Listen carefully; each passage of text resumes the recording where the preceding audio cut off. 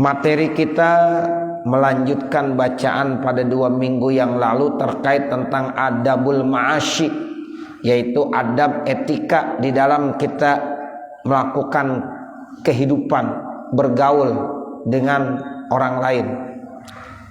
Sudah banyak dijelaskan oleh Rasulullah SAW. Kemudian kita lanjutkan lagi dengan hadis Rasulullah. Di sini Rasulullah bersabda, rahimallahu abdan samhan iza ba'ah. Artinya Allah akan senantiasa memberikan rahmat dan kasih sayangnya kepada hambanya samhan iza ba'ah. Artinya bijaksana apabila dia menjual. Samhan iza staro, bijaksana apabila dia membeli. Samhan iza qada, terus bijaksana apabila dia bayar utang. Ini ada 3 nih kata Nabi. Jadi kita kalau pengen dapat rahmat dan kasih sayang Allah Subhanahu wa taala, jadilah sebagai hamba Allah yang bijaksana apabila melakukan penjualan. Kita sebagai pedagang, kalau mau jual barang yang kita mau jual, hendaklah kita bijaksana. Gimana bijaksana?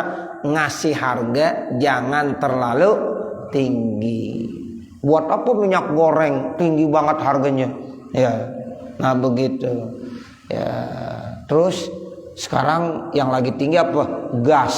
Ya, gas naiknya masya Allah tinggi sekali. Tol, ya naik lagi tinggi lagi. Ya, nah ini kan yang kelihatannya bisa nyusahin rakyat. Ya, kasihan rakyat, kasihan. Nah seperti itu. Jadi Rasulullah bersabda, Allah memberikan rahmat dan kasih sayangnya kepada hamba-hambanya yang samhan, bijaksana apabila mau melakukan transaksi penjualan. Kita nih sebagai penjual, tolong ya jangan memberikan harga yang terlalu tinggi. Ya wajarlah. Ya walaupun kita kalau mau jual apapun mau tinggi boleh aja, tapi kata Nabi bijaksana. Ya, daging mahal. Ya, lah apaan yang murah sekarang? Ya, lah semuanya mahal. Dan herannya kalau mau bulan Ramadan pada mahal semuanya. Ya, nah seperti itu, datang aja bulan Ramadan, apa aja ditaikin. Ya, kan takutnya nyusahin umat Islam ya. Nah, seperti itu. Jadi Nabi bilang tuh, ya samhan iza ba'a, bijaksana apabila mau melakukan penjualan. Ba'a itu yang jual. Jadi seorang pedagang kalau mau menjual suatu barang, harganya jangan terlalu tinggi. Ya, carilah yang wajar-wajar. Makanya ada harga normal, harga yang pasaran. Nah seperti itu. Terus yang kedua, samhan idzashtara. Allah juga akan memberikan rahmat dan kasih sayangnya apabila ada hambanya yang bijaksana apabila membeli. Kalau kita membeli, artinya kalau menawar jangan terlalu rendah. Tuh begitu. Sebagai pedagang ngasih harga jangan terlalu tinggi. Kita sebagai pembeli jangan menawar terlalu rendah. Jadi enak lah tuh. Sama ya. Jadi sama. Jadi antara penjual dan pembeli, konsumen dengan produsennya ya benar-benar paham dan bijaksana. Yang penting bisa saling menguntungkan satu dengan yang lainnya. Kan ada prinsip ekonomi, dengan modal yang sekecil-kecilnya ingin mendapatkan keuntungan yang sebesar-besarnya. Kan begitu. Ya tapi tetap dalam ajaran Islam bijaksana. Allah akan memberikan rahmat dan kasih sayangnya kepada orang yang penuh dengan bijaksana. Ya, pedagang bijaksana bagaimana? Pembeli harus bijaksana bagaimana? Itu seperti itu. Ada seorang pembeli, ya kadang-kadang dia nanya barang ini harganya seberapa? Sekian. Dilihat ya Allah ini harga udah nggak terlalu tinggi. Ya, dia nggak pakai tawar lagi, udah dibeli aja. Nih kadang-kadang kita kalau di Indomaret kagak pernah nawar ya. Giliran sama ibu-ibu yang kelihatan udah tua ya. Kemudian dagangnya juga ya Allah kita lihat begitu nawarnya murah banget. Tuh kan kasihan ya. Kasihan. Gitu. Jadi kita tuh harus bijaksana. Ya ketika membeli jangan terlalu menawar barang bener-bener, apalagi jatuhin barang begini jelek banget, belum beli udah jatuhin aja. Ini jelek banget, berapa duit nih? Ya Allah, nggak boleh begitu Bapak Saudara. Ya, dia udah jauhin duluan, barang begini jelek banget nih, berapa duit nih Bang? Nah begitu, nggak boleh tuh Bapak Saudara, kita nggak boleh begitu. Bukan cobain. Jadi samhan iza ba'ah, samhan iza shtaro. Tuh begitu. Jadi kita harus bijaksana apabila menjual barang, bijaksana apabila membeli suatu barang. Terus yang ketiga, samhan iza qada, bijaksana apabila mau bayar utang.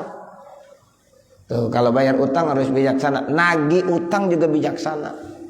Nah itu iza qada waqtado, ya apabila mau bayar utang atau mau nagih utang.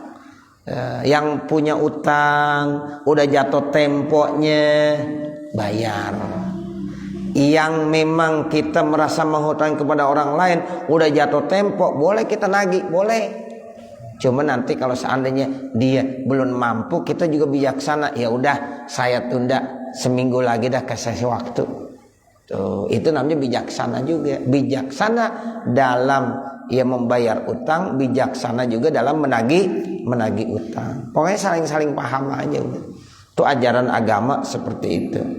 Ya, ini kadang-kadang ada orang kejem juga. Waktunya bayar utang hari ini enggak bisa, ya langsung apa aja diambil. Ya, kamu punya apa? Sini. Ya, itu juga jangan. Kasih waktu, ya udah kasih waktu seminggu, ya 3 hari. Nah itu termasuk bijaksana dan itu nilainya jadi ibadah, Dan kita yang memang udah mampu untuk bayar utang, ya wajib bayar utang. Jangan kita kagak bayar. Sebab kata Nabi, matlul ghani zulmun. Itu hadisnya sahih. Matlul ghani zulmun, menunda-nunda bayar utang bagi orang kaya, bagi orang yang sudah mampu, zulmun, itu satu bentuk kezoliman, artinya dosa. Jadi kalau kita utang udah jatuh tempo, tapi kita punya duit, emang udah mesti bayar. Kita punya, bukan kagak punya. Kita punya duit, tapi kita kagak mau bayar, dosa. Itu hadisnya. Matlul ghani zulmun, ya menunda-nunda bayar utang hukumnya dosa. Kemudian waman aqala musliman bai'atahu, siapa-siapa yang mengingkari kepada orang muslim akan baiatnya, aqalallahu asratahu yaumal qiyamah, nanti Allah ya akan ya menjatuhkan dosanya nanti di hari kiamat. Nah seperti itu. Jadi kita kalau sudah baiat, sudah janji, namanya baiat, udah berjanji, jangan kita mengingkari janji kita. Kita udah berbaiat kepada Allah, berbaiat kepada Rasulullah. Ya dibilang, alastu bi rabbina, bukankah saya itu, ya alastu bi rabbikum, bukankah saya ini Tuhan kamu? Kita udah bilang qalu bala. Ya mereka bilang bala, iya. Ya artinya saya sudah bersaksi, menyatakan diri bahwa Allah sebagai Tuhan saya. Nah berarti dia udah berbaiat. Ya wa ma khalaqtul jinna wal insa illa liya'budun. Nah berarti kalau ada orang yang mengingkari ya baiatnya kepada Allah Subhanahu wa taala, berarti nanti dianggapnya dia sudah melakukan perbuatan dosa. Ya jatuh dalam perbuatan dosa yaumal qiyamah, nanti ancamannya di hari kiamat. Nah seperti itu. Jadi ini adalah satu bentuk ya etika di dalam kita bergaul, baik bergaul kita kepada Allah maupun bergaul kita kepada ya manusia yang kita sebut dengan hablum minallah dengan hablum minannas. Hablum minallah kita harus baik karena kita memang udah berjanji, sudah ya berbaiat, kita udah berbaiat, kita udah berjanji kepada Allah Subhanahu wa taala. Ya, jadi kita udah mengakui Allah sebagai Tuhan kita. Nah kita harus benar-benar mengakui bahwa kita diciptakan oleh Allah di permukaan bumi ini tidak lain untuk mengabdi, untuk menyembah Allah. Nah terkait tentang hablum minannas, hubungan kita sesama manusia, kadang-kadang kita menjadi konsumen, menjadi produsen, menjadi penjual, menjadi pembeli. Nah itulah tadi Ya, harus selalu bijaksana. Bijaksana pada saat kita sebagai pedagang, bijaksana pada saat kita sebagai pembeli. Nah, sehingga insya Allah itu enak semuanya. Bahkan kita utang mengutang, yaitu yang memberikan utang harus bijaksana, yang punya utang pun harus bijaksana. Itu aturan dari Allah. Sehingga dalam kehidupan ini aturan-aturan seperti itu mesti diperhatiin semuanya. Barulah dia jadi orang solih dia. Barulah dia menjadi orang baik. Karena orang soleh, orang baik itu aturannya hablum minallahnya baik, hablum minannasnya baik. Baru dibilang orang soleh. Tapi kalau hablum minallahnya baik, hablum minannasnya enggak baik, enggak disebut soleh. Atau hablum minannasnya baik, tapi hablum minallahnya enggak baik, tidak dinamakan juga orang soleh. Wa qala Rasulullah sallallahu alaihi wasallam, dan Rasulullah sallallahu alaihi wasallam bersabda, at-tajirus saduqu tahta zillil arsy yaumal qiyamah. Pedagang yang jujur, pedagang yang amanah, yang benar, itu nanti dijanjikan di bawah naungan arasnya Allah di hari kiamat. Masya Allah, enak banget jadi pedagang. Kalau dijujur itu insya Allah di hari kiamat nanti dia akan dapat naungan, dapat naungan dari Allah Subhanahu wa taala. Bahkan dalam hadis yang lain saya baca, at-tajirus saduqul amin ma'an nabiyyin wasiddiqin wasyuhada wassolihin yaumal qiyamah. Pedagang-pedagang yang amanah, pedagang-pedagang yang jujur, itu insya Allah nanti dari kiamat dikumpulkan bersama para nabi, para syuhada, para solihin. Masya Allah, indah dan bagus sekali. Makanya beruntung jadi pedagang. Tapi syaratnya jujur dan amanah. Kalau pedagang yang curang bagaimana? Ini bahaya. Allah Subhanahu wa taala berfirman, wailul lil mutaffifin alladzina idza talu 'alan nasi yastawfun wa idza kaluhum aw wazanuhum yukhsirun. Itu begitu. Wailul lil mutaffifin, celaka bagi pedagang-pedagang yang curang. Allazina izaqtalu 'alan nasi yastaq allazina izaqtalu 'alan nasi yastawpun.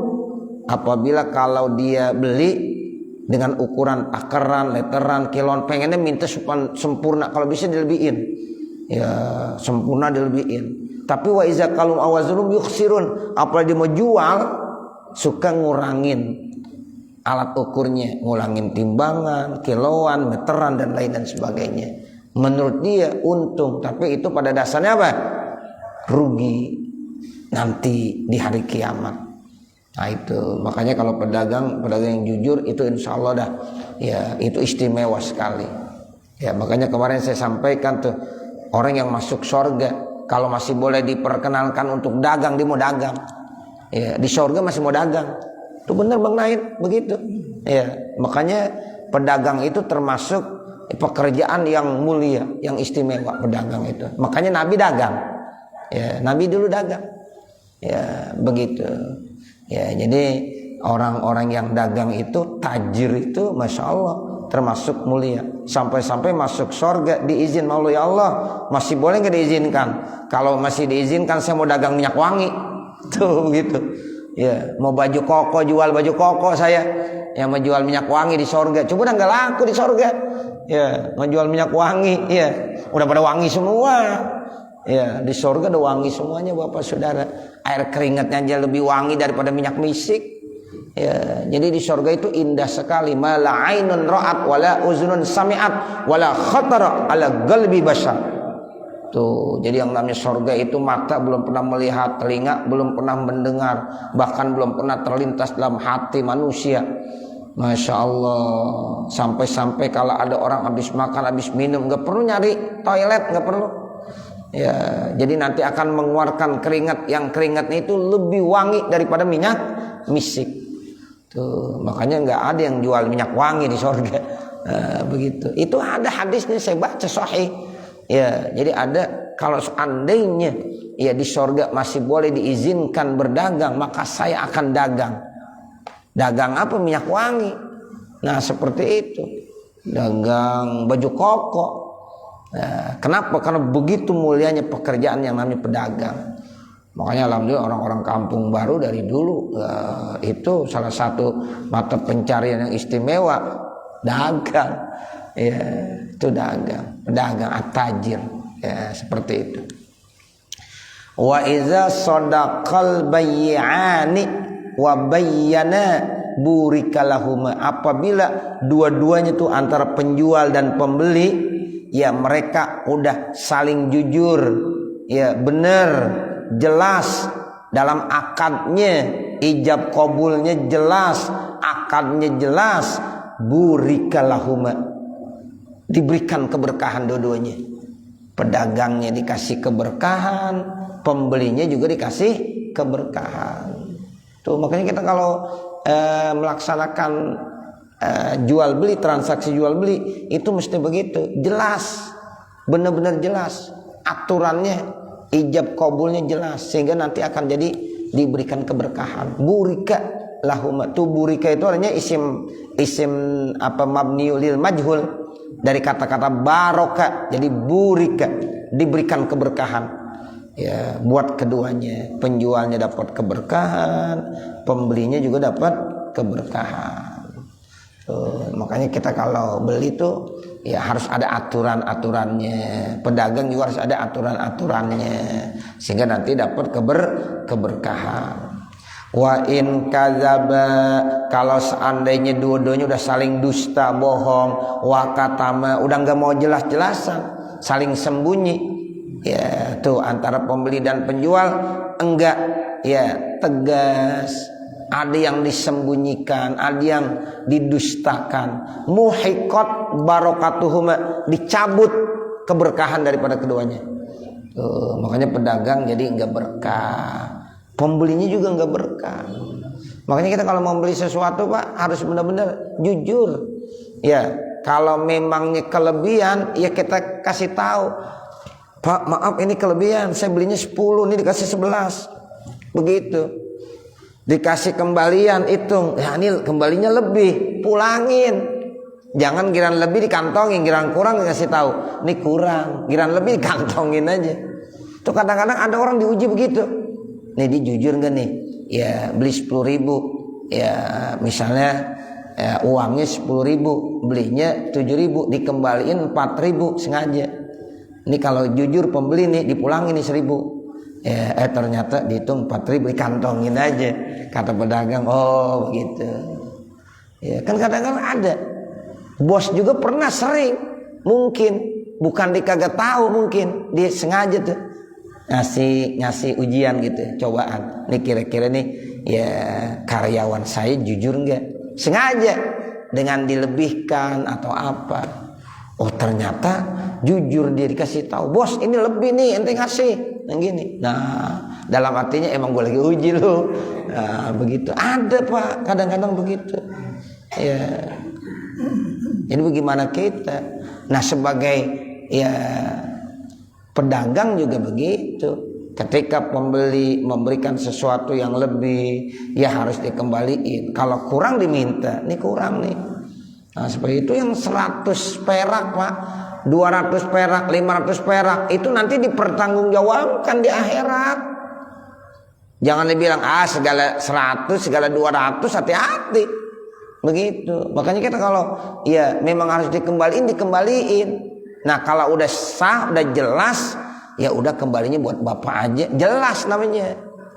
Bapak bekerja ya sebagai apa misalnya tuh, kalau yang di kantor pos yang suka orang pada ya bayar listrik misalnya, kemudian ya bayar listrik berapa misalnya ya 97.500 atau 800, itu yang ada 200 mesti dikembaliin. Kalau nggak dikembaliin, dikagak kasih tahu, dicamplengin aja, ya itu 200, yang 300, 500 uang orang semuanya. Bapak ya ambil begitu aja, nanti di akhirat tanggung jawabnya gede itu. Ya itu nggak jadi berkah, itu ngeri itu. Ya coba dah, kita kadang-kadang bayar listrik, ya kelebihannya 200-300 kagak dipulangin, tapi giliran kurang diminta nggak? Diminta. Coba dah perhatiin dah, ya perhatiin, tulisan angkanya sekian, tapi ini kok dibayar segini doang. Ya nanti dia kalau hitung-hitungan di sana apa adanya, lebihnya dikantongin. Itu kalau 1 orang 100 orang sehari, gede nggak kira-kira? Gede, untung nggak tuh? Bukan untung, itu yang menyebabkan dia akan tergelincir ke neraka nanti. Nauzubillah min zalik. Ya udah semuanya sekarang mah. Iya, udah begitu. Kadang-kadang dikasih sama permen. Ya, nah permen aja. Iya, lu gua kagak beli permen dikasih permen. Nah, begitu. Ini harus jelas, makanya dia bilang nih, wa iza sadaqal bayyani wa bayyana. Terus wa in kazaba wa katama. Tuh muhiqat barakatuhuma. Kalau kita pengen diberikan keberkahan sedekah dengan bayyana, harus jelas, jujur. Terangin apa adanya. Ya, Bapak uangnya lebih, ada 2.000 di saya. Bagaimana nih? Ya, terus yang dia, ya udah Pak, saya ikhlasin aja dah 2.000. Ya bener nih, diikhlasin buat saya. Iya, ya salaman, cocok udah. Ada 100 orang begitu semuanya. Iya, harus begitu. Iya, kalau dia bilang, oh saya kagak redo, 2.000 harus saya ambil. Ya, harus dituntut itu sampai hari kiamat. Begitu Bapak Saudara. Ya, ini hal-hal yang begini kadang-kadang orang sekarang udah sepelein aja. Duit 500, duit 300. Tuh kadang-kadang orang Cina yang begitu-begitu dia kagak berani tuh. Kita ya walaupun seperak 2 perak ya dikembaliin juga sama engkau. Berarti ngertian engkau ya. Iya, kita yang ngaji kadang-kadang kelupaan mulu.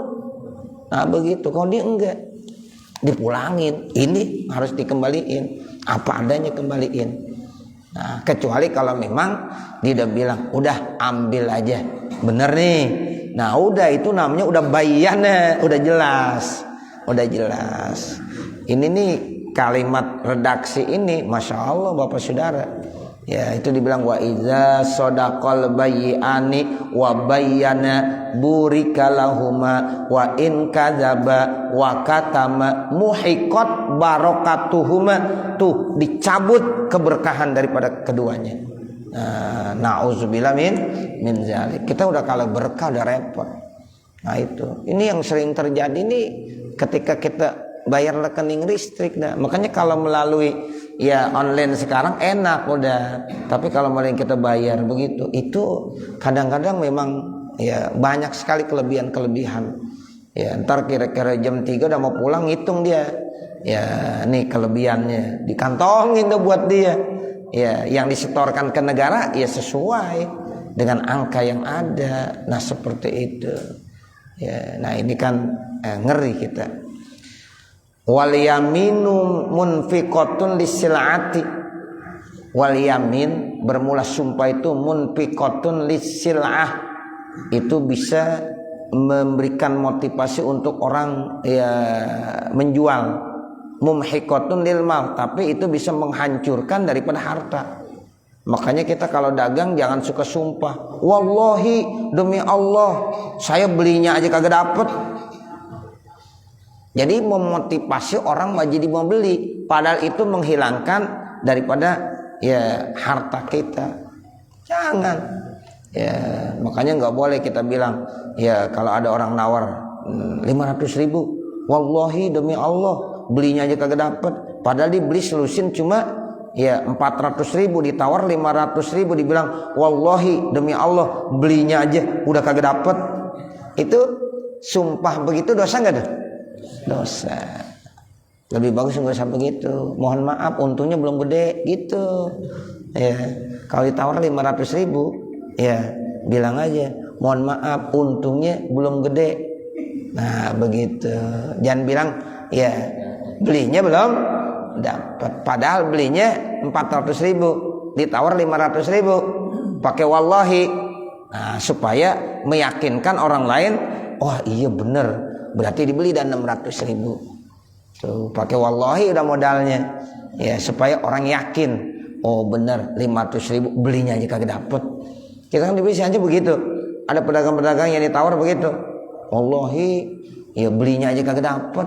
Nah, ya kalau benar nggak apa-apa. Kalau dia berbohong dengan pakai wallahi demi meyakinkan kepada konsumen, nah itu yang nggak boleh. Mumhiqatun lil mal jadinya nanti.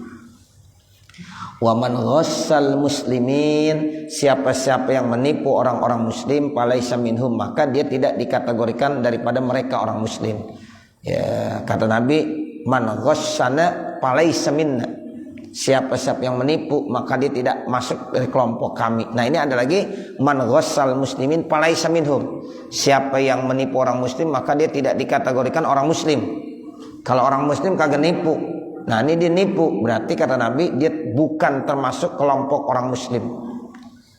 Dulu dalam satu hadis sahih itu Bapak Saudara, Nabi biasa ya itu mengadakan operasi pasar lah.